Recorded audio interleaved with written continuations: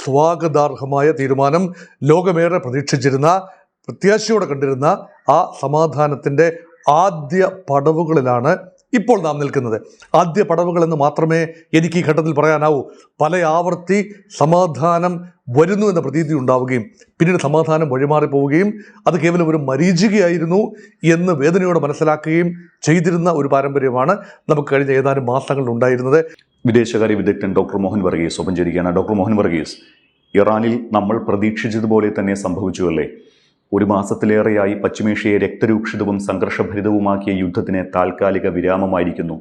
ഒരിക്കലും തിരിച്ചുവരാൻ കഴിയാത്ത വിധം ഇറാനെ നശിപ്പിക്കും, അതായത് നരകം പെയ്തിറങ്ങുമെന്ന കടുത്ത ഭീഷണിക്ക് മണിക്കൂറുകൾക്ക് ശേഷമാണ് 2 ആഴ്ചത്തേക്ക് ഇറാനെ ആക്രമിക്കില്ല എന്ന് പറഞ്ഞ് ട്രംപ് യു ടേൺ എടുത്തിരിക്കുന്നത്. ഇറാനിൽ വിപ്ലവകരമായ അത്ഭുതം സംഭവിച്ചേക്കാം എന്നൊക്കെ അവസാന മണിക്കൂറിലും വീരവാദമൊഴുക്കിയ ട്രംപ് ഒടുവിൽ പറഞ്ഞത് ഇരുപക്ഷത്തും വെടിനിർത്തലുണ്ടാകുമെന്നും ഹോർമൂസ് കടലിടുക്ക് തുറക്കാൻ ഇറാൻ സമ്മതിച്ചു എന്നുമാണ്. അവസാന നിമിഷം എന്ത് അത്ഭുതമാണ് സംഭവിച്ചത്? ട്രംപ് ഇങ്ങനെ നിലപാട് മാറ്റിയത് എന്തുകൊണ്ടാണ്? വസ്തുതകളെയും വസ്തുതകളുടെ പിന്നിലുള്ള ചില ഹിഡൻ യാഥാർത്ഥ്യങ്ങളെയും അവലോകനം ചെയ്താൽ മാത്രമേ ഈ ചോദ്യത്തിന് ഉത്തരമാവൂ. വസ്തുതകൾ എന്താണ്? ഹോർമൂസ് കടലിടുക്ക് തുറക്കാൻ ഇറാൻ സന്നദ്ധമായിരിക്കുന്നു. അതൊന്നാമത്തെ വസ്തുത. 2, അമേരിക്കൻ പ്രസിഡന്റ് പതിവ് പോലെ തന്നെ സമാധാന പ്രക്രിയയും പ്രഖ്യാപിച്ചിരിക്കുകയാണ്. ഇതാ തങ്ങൾ വെടിനിർത്താൻ തയ്യാറായിരിക്കുന്നു. ലോകത്തെ അറിയിച്ചത് അമേരിക്കൻ പ്രസിഡന്റാണ്. മാത്രമല്ല ഇറാൻ വെടിനിർത്തലിന് സന്നദ്ധമായിരിക്കുന്നു എന്നതറിയിച്ചതും ട്രംപ് തന്നെയാണ്.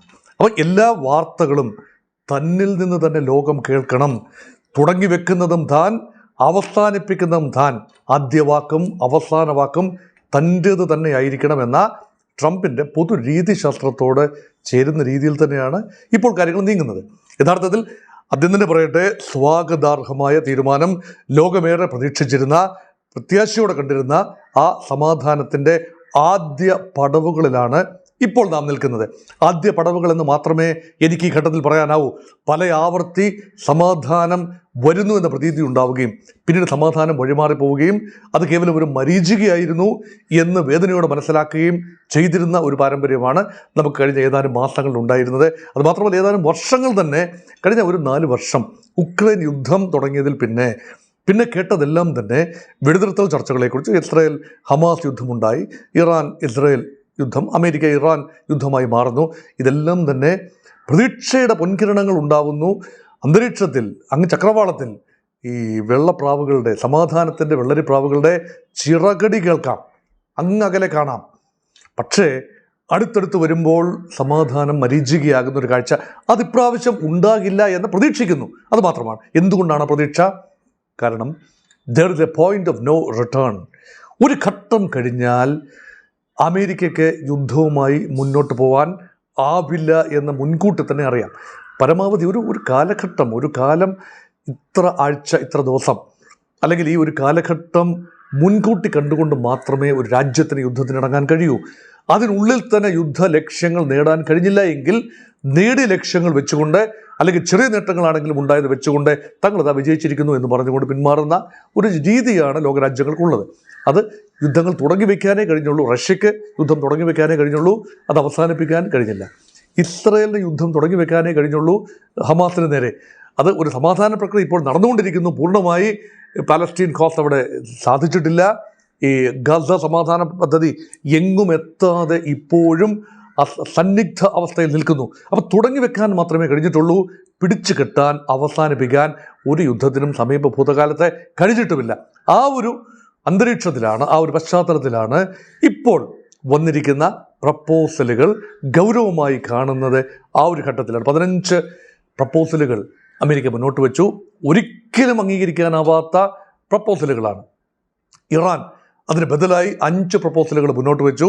അതും ഒരു കാലത്തും അമേരിക്കയ്ക്കോ ഇസ്രായേലിനോ സ്വീകാര്യമാകാൻ സാധ്യതയില്ലാത്തതാണ്. ഇപ്പോഴിതാ ഇറാൻ 10 ഇന പദ്ധതി മുന്നോട്ട് വെച്ചു.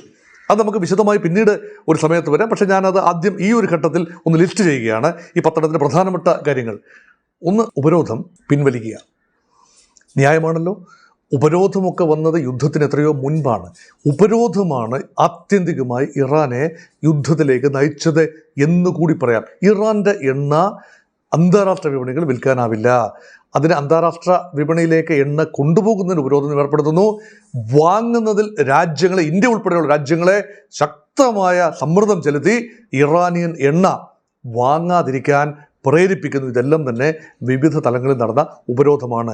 ഉപരോധം അവസാനിപ്പിച്ചാൽ ഇറാൻ്റെ എണ്ണ പൊതുവിപണികളിലെത്തും. ഇറാനുണ്ടായ കഷ്ടനഷ്ടങ്ങൾ, വാർ കോമ്പൻസേഷൻ നൽകാതെ തന്നെ ഇറാൻ്റെ സ്വന്തം വെൽത്ത് കൊണ്ട് മറികടക്കാൻ കഴിയും. ലോകത്തിൻ്റെ എണ്ണ നിക്ഷേപത്തിൻ്റെ 3-ാം സ്ഥാനത്ത് നിൽക്കുന്ന രാജ്യം ഇറാനാണല്ലോ. 1-ാം സ്ഥാനത്ത് വെനിസ്വേല, 2-ാം സ്ഥാനത്ത് സൗദി അറേബ്യ, 3-ാം സ്ഥാനത്ത് ഇറാൻ. അങ്ങനെ ഇറാനെ സംബന്ധിച്ചിടത്തോളം തങ്ങൾക്കുണ്ടായ നഷ്ടങ്ങളെല്ലാം തന്നെ കാലക്രമേണ ഒരു 10 പതിറ്റാണ്ട് എടുത്തുകൊണ്ടെങ്കിലും ശക്തമായി പുനഃസ്ഥാപിക്കുകയും പൂർവാധികം ശക്തമായി ഉപരോധമില്ലാത്ത അന്തരീക്ഷത്തിൽ ഒരു വികസിത ഇറാൻ നിഷ്പ്രയാസം സാധിക്കുന്നതേ ഉള്ളൂ. അതുകൊണ്ട് ഇറാനെ സംബന്ധിച്ചിടത്തോളം ഉപരോധം അനന്തമായി നീണ്ടു പോകുന്നതിനേക്കാൾ നല്ലത് ഒരു യുദ്ധം, ഉപരോധം അവസാനിപ്പിക്കാനുള്ള ഒരു ചർച്ചയിലേക്ക് അമേരിക്കയെ കൊണ്ടെത്തിക്കാൻ കഴിയുന്നു എന്ന് പറയുമ്പോൾ ഇറ്റ് ഈസ് അഡ്വാൻറ്റേജ് ഇറാൻ. യുദ്ധം നാശനഷ്ടങ്ങളാണ്, ജീവഹാനിയുണ്ട്, വസ്തുവകകൾക്ക്, പാലങ്ങൾക്ക്, ഇൻഫ്രാസ്ട്രക്ചറിന്, എണ്ണപ്പാടങ്ങൾക്ക് എന്നുവേണ്ട വലിയ നാശനഷ്ടങ്ങളാണ്. പക്ഷേ ആത്യന്തികമായി യുദ്ധം അവസാനിക്കണമെങ്കിൽ, ഉപരോധം അവസാനിക്കണമെങ്കിൽ ഈ യുദ്ധത്തിലൂടെ മാത്രമേ കഴിയൂ. അതുകൊണ്ട് ഇറാൻ കീഴടങ്ങാൻ വിസമ്മതിക്കുകയും പരമാവധി പോരാട്ടം നടത്താൻ തയ്യാറാവുകയും ചെയ്തതുവഴി ചർച്ചയിൽ ഈ സാങ്ഷൻസ്, ഉപരോധം അവസാനിപ്പിക്കുന്നതിനെക്കുറിച്ച് വ്യക്തമായ നിർദ്ദേശങ്ങൾ ഉണ്ടാകുമെന്നൊരു പ്രതീതി ജനിപ്പിക്കാനെങ്കിലും ഈ ഘട്ടത്തിൽ കഴിയുന്നു. ഞാനൊരു കാര്യം പറയാം മുൻകൂട്ടി, ഉപരോധം അവസാനിക്കാതെ ഈ ചർച്ച പരിസമാപ്തിയിലെത്തില്ല. ഈ ചർച്ച വിജയിക്കണമെങ്കിൽ 1-ാം കണ്ടീഷൻ ഉപരോധം അവസാനിക്കണം. 2-ാം കണ്ടീഷൻ ഒരുപക്ഷെ ഇറാൻ പറയുന്നത് ഹോർമൂസിന് മേൽ തങ്ങൾക്ക് നിയന്ത്രണം ആവശ്യമാണ്, തങ്ങൾക്ക് പൂർണ്ണ നിയന്ത്രണം വേണം, ചുങ്കം പിരിക്കാൻ അനുവാദമുണ്ടാവണം. നിയമപരമായി ചുങ്കം പിരിക്കാൻ ഇപ്പോൾ തന്നെ ഇറാൻ പാർലമെൻറ്റ് പ്രമേയം പാസ്സാക്കി കഴിഞ്ഞു. പക്ഷേ വലിയ തുക ഈടാക്കുന്നതായി റിപ്പോർട്ടുകളുണ്ട്, സ്ഥിരീകരണമില്ല. പക്ഷേ ഇതിങ്ങനെ തുടരാൻ ആവില്ല എന്നാണ് അമേരിക്ക പറയുന്നത്. ഇറാൻ ഒരുപക്ഷെ അതിന് വഴങ്ങിയേക്കാം. ഇപ്പോൾ പറയുന്നത് ഹോർമൂസ് ഇറാൻ്റെ നിയന്ത്രണത്തിൽ ആവണം എന്ന് ഇറാൻ ആഗ്രഹിക്കുന്നു. അങ്ങനെ ആവില്ല, ഒരിക്കലും അങ്ങനെ ആവില്ല. സമാധാന ചർച്ചയിൽ തീർച്ചയായും മറ്റു രാജ്യങ്ങൾ ഇടപെടും. ഗൾഫ് രാജ്യങ്ങളുടെ താല്പര്യമാണ് ഇറാന് കപ്പം കൊടുത്തുകൊണ്ട് എത്ര കാലം അതിലൂടെ എണ്ണ കൊണ്ടുപോകാൻ കഴിയും, ചരക്കുകൾ എത്തിക്കാൻ കഴിയും? സാധ്യമല്ല. അതുകൊണ്ട് ഇറാൻ അതിൽ നിന്ന് ഒരുപക്ഷെ പിന്നോക്കം പോകും. പക്ഷെ മുന്നോട്ട് വച്ചിരിക്കുന്നു ഹോർമൂസ് തങ്ങളുടെ നിയന്ത്രണത്തിലാകണം. പക്ഷേ ഹോർമൂസ് തുറക്കാൻ ഇറാൻ തയ്യാറായി. ഇതാണ് ടേണിംഗ് പോയിന്റ്. അമേരിക്കയെ മുഖം രക്ഷിക്കാം. ഇറാൻ ഇതാ ഹോർമൂസ് കടലെടുക്ക് തുറക്കാൻ സന്നദ്ധമായിരിക്കുന്നു. പക്ഷെ അമേരിക്ക ചിന്തിക്കേണ്ട ഒരു കാര്യമുണ്ട്. ഹോർമൂസ് തുറന്നാണല്ലോ കിടന്നത്. യുദ്ധം തുടങ്ങുന്നതിന് മുൻപ് ഹോർമൂസ് കടലിടുക്ക് തുറന്നു തന്നെയാണ് കിടന്നത്. അവിടെ ഒരു ഉപരോധവുമില്ലായിരുന്നു, ഒരു ചുങ്കം പിരിവുമില്ലായിരുന്നു. ഇറാനെതിരെ മാത്രമായിരുന്നു ഉപരോധം. ഇപ്പോൾ ഇറാനാണ് പ്രാക്ടിക്കലി ലോകരാജ്യങ്ങൾക്ക് മേൽ, അമേരിക്കയ്ക്ക് പ്രത്യേകിച്ചും മേൽ ഉപരോധം ഹോർമൂസ് അടയ്ക്കുന്നതിലൂടെ, ഹോർമൂസിൽ ഭീഷണി സൃഷ്ടിക്കുന്നതിലൂടെ ഏർപ്പെടുത്തിയത്. അതുകൊണ്ട് ഇത് അമേരിക്കയ്ക്ക് നേട്ടമെന്ന് പറയാനാവില്ല. യുദ്ധത്തിനൊക്കെ മുൻപുള്ള അന്തരീക്ഷത്തിലേക്കുള്ള മടങ്ങിപ്പോക്ക്. അപ്പോൾ പിന്നെ എന്തിനായിരുന്നു യുദ്ധം എന്ന് ന്യായമായ ആളുകൾ ചോദിക്കും. അതിലുൾപ്പെടെ ട്രംപും അമേരിക്കയും ഉത്തരം പറയേണ്ടി വരും. ഇറാൻ്റെ മറ്റൊരു ആവശ്യം, മറ്റൊരു ആവശ്യങ്ങളിൽ മറ്റൊന്ന്, ഇറാൻ്റെ ആസ്തികൾ അമേരിക്കയിലും മറ്റ് പലയിടത്തുമുള്ളത് മരവിപ്പിച്ചത് റിലീസ് ചെയ്യണം. നടന്നേക്കാം, നടക്കാതിരിക്കാനാവില്ലല്ലോ. ഇറാൻ്റെ മറ്റൊരാവശ്യം, ഹൂതികൾ, ഹിസ്ബുള്ള, ഹമാസ് ഇവരെയൊക്കെ തങ്ങൾ സഹായിച്ചിരുന്നു, ശരിയാണ്. പക്ഷേ അവരുണ്ടായിരുന്ന ഇടങ്ങളിലേക്ക് നിരന്തരം ഇസ്രായേലും അമേരിക്കയും ഒക്കെ ആക്രമണം നടത്തുന്നു. അത് അവസാനിപ്പിക്കണം. അപ്പോൾ തിരിച്ചൊരുറപ്പ് കൊടുക്കാൻ സാധിക്കും.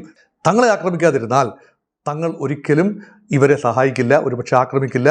ഇസ്രായേലിലും ചില ഉറപ്പുകൾ കൊടുക്കാൻ ഇറാന് കഴിയും എന്നുകൂടി ഓർക്കേണ്ടതുണ്ട്. അങ്ങനെ വിവിധങ്ങളായ രീതി തങ്ങളുടെ ആണവ പദ്ധതിയുമായി എത്രയും മുന്നോട്ട് പോകാനാവും ഇറാൻ. നെഗോഷിയേറ്റ് ചെയ്യേണ്ടി വരും. തീർച്ചയായും ആണവ വിഷയത്തിൽ ഇറാൻ സംയമനം പാലിക്കേണ്ടി വരും, നെഗോഷിയേറ്റ് ചെയ്യേണ്ടി വരും. അത് പ്രധാനപ്പെട്ട ഒരു ഓഫറായി ഇറാൻ പറയാനും സാധ്യതയുണ്ട്. തങ്ങൾ സമാധാന ആവശ്യത്തിന് മാത്രമേ ആണവ സാങ്കേതികവിദ്യ ഉപയോഗിക്കൂ, ഊർജ്ജ ഉത്പാദനത്തിന് വേണ്ടി മാത്രം. പിന്നെ ഒരു ചോദ്യമുണ്ട്, ഇറാൻ എന്തിനാണ് ആണവോർജ്ജം? ഇറാൻ ആവശ്യത്തിന് എണ്ണയുണ്ടല്ലോ, ഹൈഡ്രോ കാർബൺ അല്ലെങ്കിൽ ക്രൂഡ് ഓയിൽ ഉണ്ടല്ലോ, ചോദ്യമായി വരാം. പക്ഷേ ഇറാന് പറഞ്ഞു നിൽക്കാൻ കഴിയും. പക്ഷേ മിസൈൽ കാര്യങ്ങളിൽ കാര്യമായ വിട്ടുവീഴ്ച ഉണ്ടാകാൻ ഒരു സാധ്യതയുമില്ല. കാരണം മിസൈലാണ് ഇറാൻ്റെ പ്രതിരോധവും ഡിറ്ററൻസും മിസൈലുകളാണ്. അമേരിക്കയും ഇസ്രായേലും ഗൾഫ് രാജ്യങ്ങളും ഏറെ ഭയന്നതും ഇപ്പോഴും പ്രഹരം ഏറ്റതും എല്ലാം തന്നെ ഇറാൻ്റെ മിസൈലുകളുടെ ഭാഗത്തു നിന്നാണ്. അതുകൊണ്ട് അമേരിക്ക ഉദ്ദേശിച്ചതിനേക്കാൾ വലിയ ഒരു തിരിച്ചടി ഇറാനിൽ നിന്നും ഗൾഫ് രാജ്യങ്ങളിലെ അമേരിക്കൻ താവളങ്ങൾക്കും ഗൾഫ് രാജ്യങ്ങൾക്ക് പൊതുവെയും ഉണ്ടായി എന്ന് പറയുമ്പോൾ അതിൽ ചില നിയന്ത്രണങ്ങൾ സജസ്റ്റ് ചെയ്യപ്പെട്ടേക്കാം. അവിടെ വിശദമായ ചർച്ചകൾ നടന്നേക്കാം. അങ്ങനെ ചർച്ചകളുടെ ഒരു അന്തരീക്ഷം പാകിസ്ഥാൻ കേന്ദ്രീകൃതമായി ചർച്ചകളുടെ ഒരു അന്തരീക്ഷം ഉണ്ടാക്കി എടുക്കാൻ സാധിച്ചു എന്ന് പറയുമ്പോൾ അത് വലിയ ഒരു ചുവടുവയ്പ്പാണ്. ഈ ചുവടുവയ്പ്പ് പിഴച്ചില്ല. മുൻപ് നടന്ന പല ചുവടുവയ്പ്പുകളും ഒന്നാം സ്റ്റെപ്പ് വിജയമാണെന്ന് തോന്നിയാലും രണ്ടാമത്തെ മൂന്നാമത്തെയും ചുവടുകൾ പിഴച്ച് അവസാനം വീണ്ടും യുദ്ധത്തിലേക്ക്. വെടിനിർത്തൽ കേവലം മരിച്ചുകയായിരുന്നു. പക്ഷേ ഇപ്രാവശ്യം വെടിനിർത്തൽ 2 14 ദിവസത്തേക്കുള്ള ഈ വെടിനിർത്തൽ രണ്ടു പക്ഷവും പൂർണ്ണമായി അംഗീകരിക്കും എന്നാണ് പ്രതീക്ഷ. ഇപ്പോഴും ഈ ലേറ്റസ്റ്റ് റിപ്പോർട്ടുകൾ കിട്ടുമ്പോഴും പരസ്പരം ആക്രമണങ്ങൾ നടക്കുന്നു എന്ന് തന്നെയാണ്. ഇറാൻ്റെ ഭാഗത്തു നിന്ന് ചില ആക്രമണങ്ങൾ നടന്നതായി റിപ്പോർട്ടുണ്ട്, ഇറാനിലേക്കും ചില ആക്രമണം നടന്നതായി റിപ്പോർട്ടുകളുണ്ട്.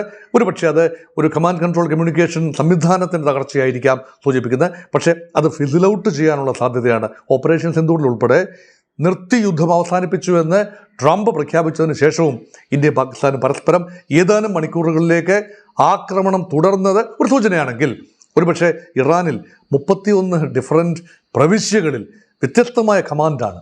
അപ്പോൾ ഇതെല്ലാം തന്നെ കമ്മ്യൂണിക്കേഷൻ, ഇതുമായി ബന്ധപ്പെട്ട കമ്മ്യൂണിക്കേഷൻ ലോകം അറിഞ്ഞുവെങ്കിലും ഇറാൻ്റെ എല്ലാ മേഖലകളിലും അറിയണമെന്നില്ല. അപ്പോൾ അവിടെ നിന്ന് ഒറ്റപ്പെട്ട ആക്രമണങ്ങൾ ഉണ്ടായേക്കാം. പക്ഷേ അത് ഫിസിൽ ഔട്ട് ചെയ്ത് തീരും എന്ന് തന്നെയാണ്.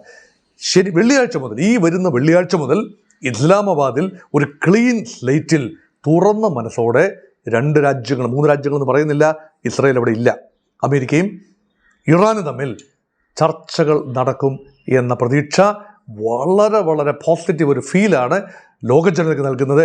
പ്രത്യേകിച്ചും ഇന്ത്യക്കാർക്കും നമുക്ക് മലയാളികൾക്കും കിട്ടുന്ന ഒരു പ്രതീക്ഷ അതുതന്നെയാണ്.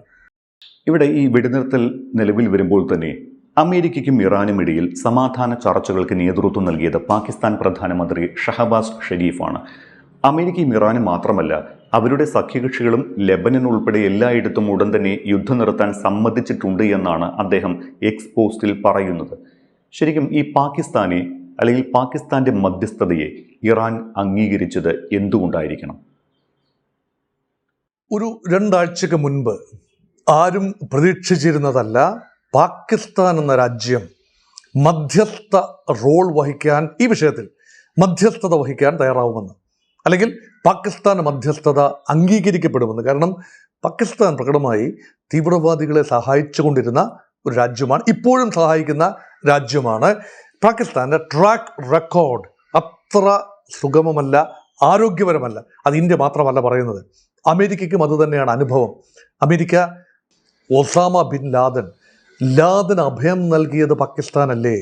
7 വർഷങ്ങൾ പാകിസ്ഥാൻ്റെ മണ്ണിൽ സ്വച്ഛന്തമായി വിഹരിക്കുകയായിരുന്നില്ലേ? ഒളിയിടത്തിൽ താമസിക്കുകയായിരുന്നില്ലേ?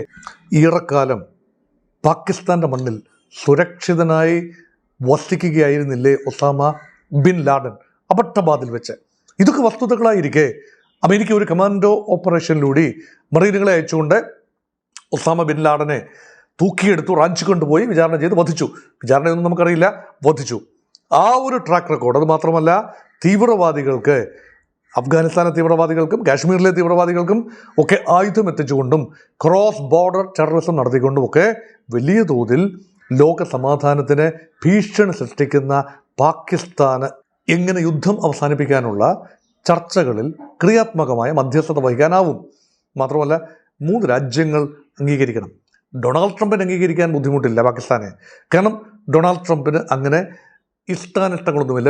അദ്ദേഹത്തിൻ്റെ താല്പര്യമെന്നല്ലാതെ, അമേരിക്കയുടെ താല്പര്യമെന്നല്ലാതെ മറ്റ് കാര്യങ്ങൾ ട്രംപിന് ബാധകമല്ല. ഈ നിൽപ്പിന് വിധം മാറാൻ ട്രംപിന് കഴിയും. ഇന്ത്യയോട് സ്നേഹമായി പെരുമാറിക്കൊണ്ടിരിക്കുന്ന അതേ നിമിഷം തന്നെ പാകിസ്ഥാനെ ഗാഢമായി ആലിംഗനം ചെയ്യുന്ന ട്രംപിനെ നമുക്ക് കാണാം.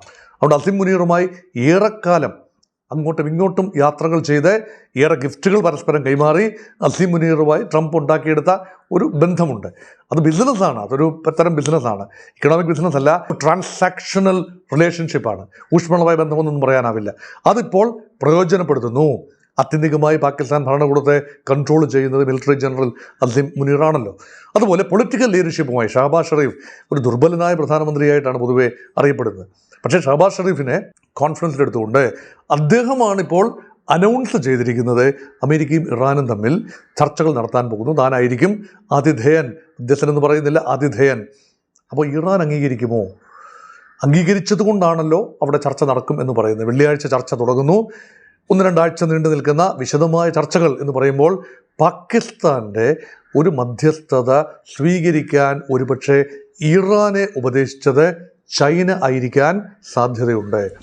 ചൈനയും പാകിസ്ഥാനും തമ്മിൽ നല്ല ബന്ധമാണ്, ചൈനയും ഇറാനും തമ്മിൽ നല്ല ബന്ധമാണ്.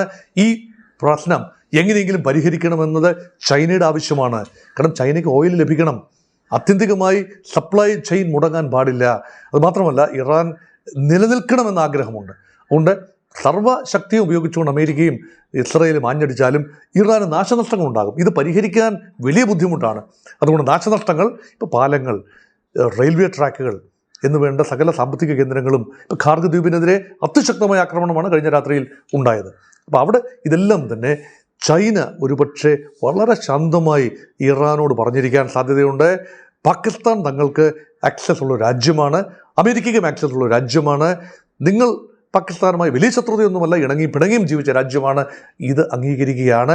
ഇപ്പോൾ ഈ ട്രംപിൻ്റെ പ്രപ്പോസൽ അംഗീകരിക്കുകയാണ് ബുദ്ധി എന്ന ഉപദേശമുണ്ടാവും. റഷ്യയുടെ ഭാഗത്തു നിന്നും സമാനമായ ഒരു ഉപദേശം ഇറാന് ലഭിച്ചിട്ടുണ്ടാവണം. അതുകൊണ്ടായിരിക്കണം പാകിസ്ഥാൻ കേന്ദ്രീകൃതമായ ചർച്ചകളിൽ ഇറാൻ വഴങ്ങിയത്.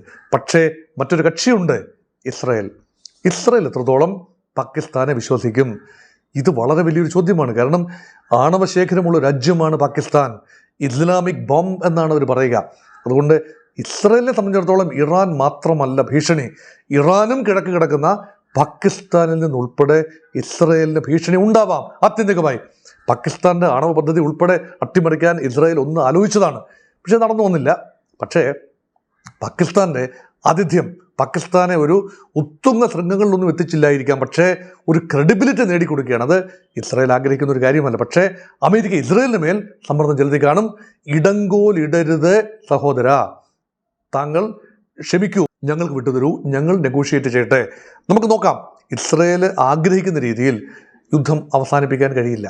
ഇസ്രായേൽ ആഗ്രഹിക്കുന്നത് ഇറാൻ്റെ സമ്പൂർണ്ണ പതനമാണ്.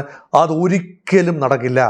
അപ്പോൾ പിന്നെ ഇപ്പോൾ ഇസ്രായേൽ ഗെയിൻ ചെയ്തു എന്ന് ഇസ്രായേൽ കരുതുന്ന ഭാഗത്ത് വെച്ച് മനസ്സില്ലാ മനസ്സോടുകൂടി പിന്മാറുക, എന്നിട്ട് ചില ഉറപ്പുകൾ ഇറാനിൽ നിന്നും നേടിയെടുക്കുക. ഗൾഫ് രാജ്യങ്ങൾ ഉൾപ്പെടെയുള്ള സമഗ്ര ഒരു സമാധാന പാക്കേജിലേക്ക് നീങ്ങുക.